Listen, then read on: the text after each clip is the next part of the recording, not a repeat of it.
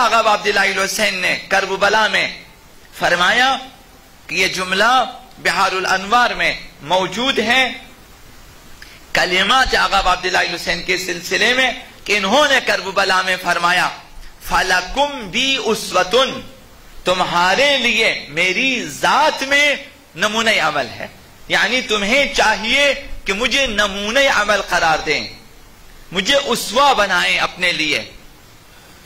آقا عبداللہ الحسین فرماتے ہیں مجھے اسوہ بنائیں، نمونہ عمل قرار دیں مجھے۔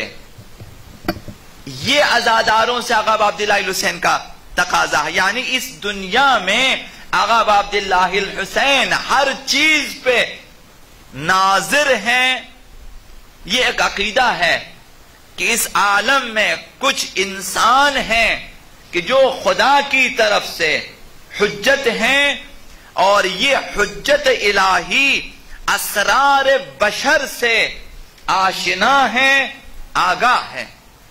ان میں سے ایک آقا عبداللہ الحسین ہے کہ وہ ایسا الہی انسان ہے کہ جو تمام اسرار بشر سے آگاہ ہیں اور آشنا ہیں، لوگوں کی زندگی اور لوگوں کی شخصیت کے تمام زاویوں پہ نظر رکھتے ہیں۔ یہ آقا عبداللہ الحسین کی شخصیت ہے۔ ایسا نہیں کہ آقا عبداللہ الحسین میدان کربلا میں شہید ہو گئے، اب اس کے بعد ناظر نہ ہوں، اسرار بشر سے آگاہ نہ ہوں، ایسے نہیں ہے۔ آج بھی آقا عبداللہ الحسین آشنا ہے، ہماری شخصیت اور ہماری زندگی کے ہر زاویے پہ ان کی نظر ہے، یعنی یہ ہستیاں عالم خالق پر احاطہ کلی رکھتی ہیں۔ یہ ایسی ہستیاں ہیں، مکمل احاطہ ہے ہماری زندگی پہ، ہمارے اعمال پہ۔ وہ دیکھتے بھی ہیں، سمجھتے بھی ہیں اور خود گواہ ہیں۔